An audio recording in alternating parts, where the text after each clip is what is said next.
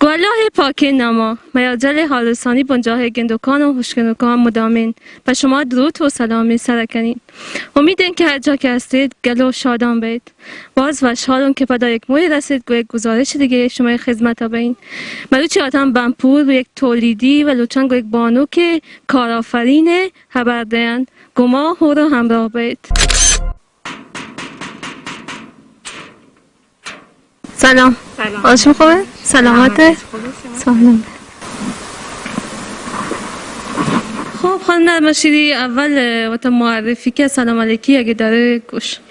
من سلام عرض کنم خدمت بینندگان میارجل. من خانم فاطمه نرماشیری و کارگاه تولیدی البسه های پزشکی دارند. انواع بندوختان انجام ده. خب این صنایع دستی چطور این کاری شکردین شروع کرده که ای کسانی هم پتا کار کنن این کارگاه تا یا فقط تنها هسته؟ در زمینه صنایع دستی 39 نفر مشغول کار هستند. در زمینه زیورآلات 3 که دوزی کار روی مانتو شانه. وقتی فعالیتان چه سنی شروع کرده؟ کجا شروع کرده؟ چون زانته که کارت استعداد داره توانایی داره؟ در زمینه صنایع دستی من 5 سال مشغول کار هستم. اول دست فروش بودم، بعدم ثبت شرکت رو انجام داد. بعد دیگه این کارگاه که گنده تولیدی پوشاکشی 99 آخران من ثبت رسید. انواع پوشاک بیمارستانی، کار روی مانتو دوزین و دیگه مردانه زنانه دوختای بلوچی انجام ده. خب این تولیدی تا چه مشکلات داره و وقتی انتظاراتش مسئولین شناهادهای دولتی به ما گوش؟ ما مشکلش این که از مسئولین انتظار دارن که به کارگاه ما بیاین سر بجنن بچارن مشکل ما بزانه. مشکل ماشین که بازارکار نداریم، مسئولین حمایت کنن که ما بازارکاری پیدا کنیم برای خانم ها هم بازار درآمدزایی ببیته. خب خانم نرمشیری گوش که تا پاکستان که بانوکان پاکستان که شغل و علم و هنر بلدن چه توصیه داره که بیان کارت کارآفرینی کنن و شغل ایجاد کنن؟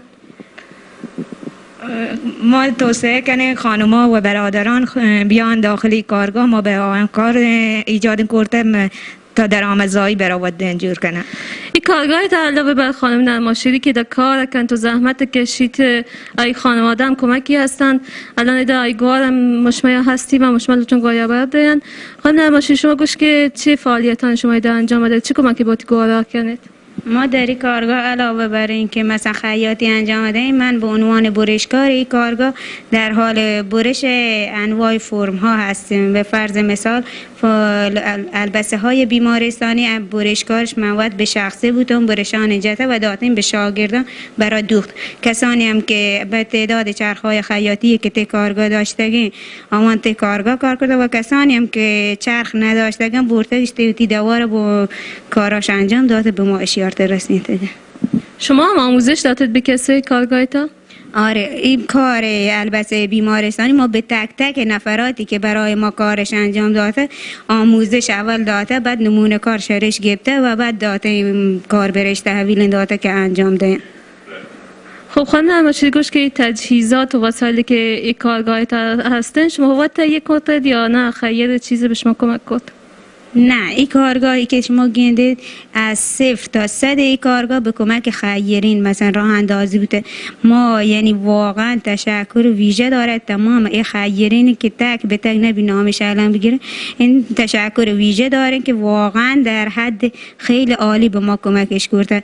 چرخا، میز برش، قیچی برش و انواع اقسام چرخایی که اینا هستن کاملا از خیرین به دست ما رسیده.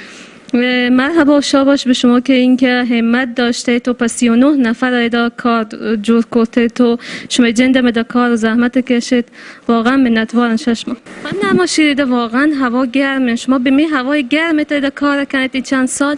آره، ما متاسفانه الان با مدت نزدیک به 1 سال انت همه هوا داری کار کنی وقت شاگردان ما به همه سختی دارن کار کنی سختیان تحمل کرده تا الان هم مثلا تحملش کرده خدا را شکر ناامید نبودیم با توجه به این سختی و گرمایی که ته منطقه وجود داره و ما انتظار از مسئولین شیعه حداقل به فکر سرمایش و گرمایش این محیط ما ببنده ما حتی ته کارگاه سوزندوزی حتی برق نداره بمانه دیگه کولری که ما داریم گوشیم الان ما انتظارش اینه که بتونه حداقل برای ما مثلا برق برسینه کولری برسینه که ما بتونیم راحت تر کار کنیم و بانوان مثلا دچار سختی و ناامیدی ته کارش مبینتی شی تنها درخواستی که ما داریم مثلا همین مشکلات اساسی که خیلی واقعا نفسگیره برای ما با توجه به چیزی که اما مروچی کارگاه تا دیستان دوگار واقعا زحمت کشیدن کارگاه تا با دست خالی